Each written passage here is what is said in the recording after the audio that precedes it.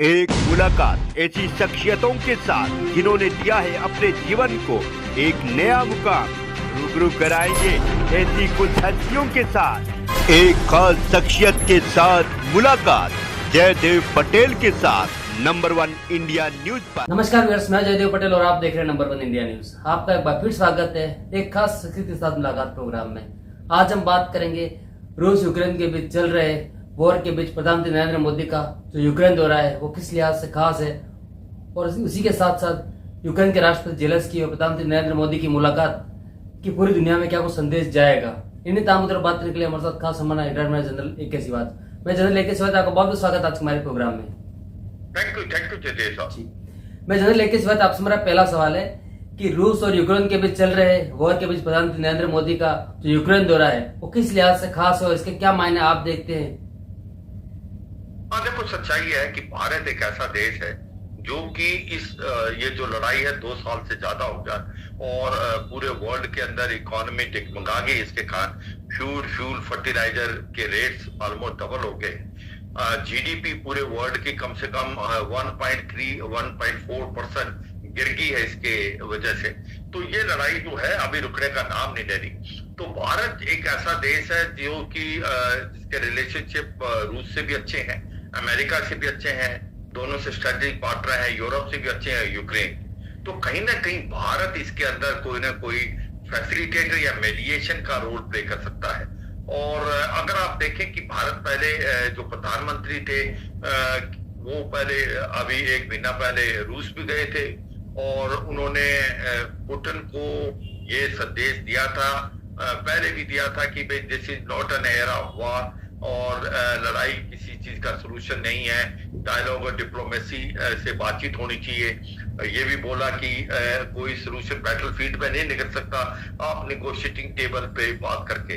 तो एक ऐसे लीडर हैं जो कि प्राइम मिनिस्टर मोदी, जो कि पुतिन की आंखों में आंखें डाल के बोल सकते हैं। और ये एक काबिले तारीफ है कि उन्होंने ये पॉइंट उनको बार बार बोला, समरकंद में भी बोला जी जब SCO मीटिंग के साइडलाइन में, और फिर अभी इन्होंने पिछली जब वो गए थे रूस, और यही पॉइंट उन्होंने पोलैंड में भी दोहराया।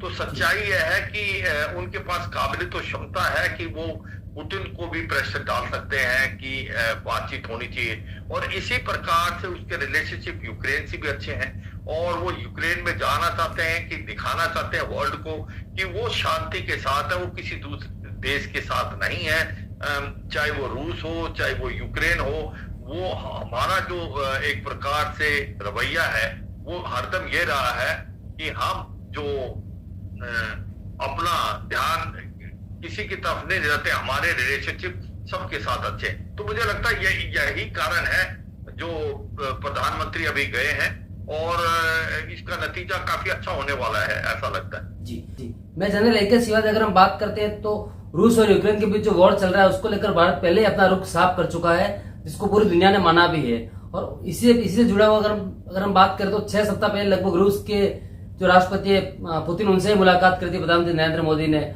और अब उसके बाद कहीं ना कहीं यूक्रेन के राष्ट्रपति जो है जेलेंस्की, उनसे आज मुलाकात। क्या आपको लगता है कि दोनों देशों के साथ में कहीं संतुलन बनाने की जो भारत की कोशिश है ये कितनी महत्वपूर्ण है?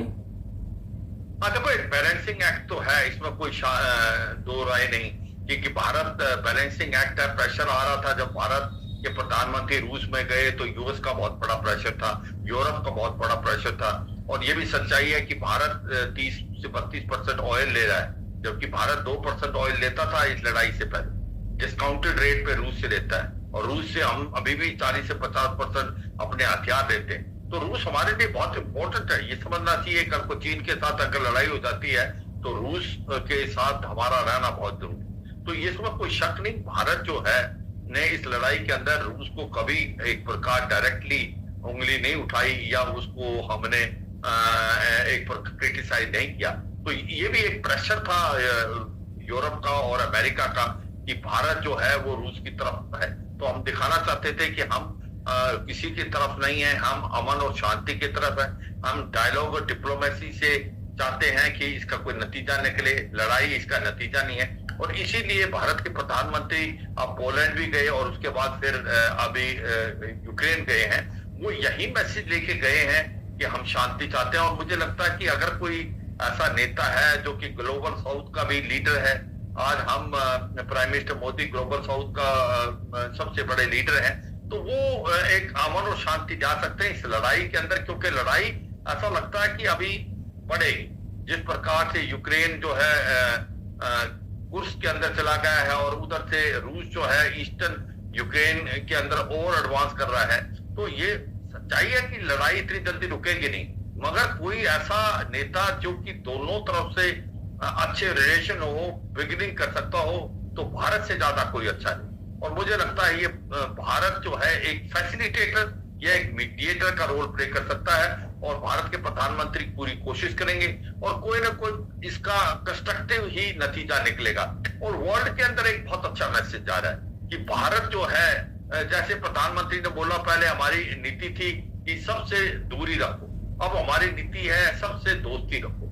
मुझे लगता है यही एक बहुत बड़ा मैसेज लेके भारत के प्रधानमंत्री गए हैं कि वो जिस प्रकार से रूस में उन्होंने बोला था अमन और शांति आनी चाहिए, डायलॉग और डिप्लोमेसी से पीस, और मुझे लगता है जेलेंस्की को वो यही बोलेंगे, लड़ाई किसी चीज का सलूशन नहीं है, बातचीत की जाए, बातचीत से कोई ना कोई हल निकलेगा।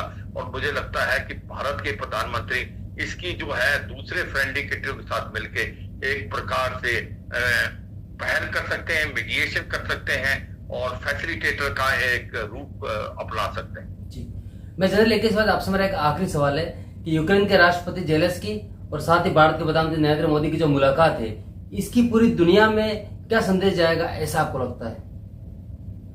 हाँ देखो, ये सच्चाई एक बड़ा अच्छा मैसेज जाएगा। अभी दुनिया में जिस प्रकार से प्रधानमंत्री गए हैं यूक्रेन में, वो दिखाया जाएगा कि भारत जो है एक ऐसा देश है, वो किसी के साथ नहीं है, वो सबके साथ है। वो एक प्रकार से डायलॉग और डिप्लोमेसी से शांति चाहता है। हमें अपना नेशनल इंटरेस्ट भी देखना है, इसमें कोई शक नहीं। जिस प्रकार से हमने कभी भी उंगली नहीं उठाई रूस की तरफ रशिया यूक्रेन वॉर में, उसकी वजह यह है कि भारत ये जानता है कि कल वो चीन के साथ लड़ाई होती है, तो हम नहीं चाहते कि रूस चीन की तरफ बिल्कुल चला जाए।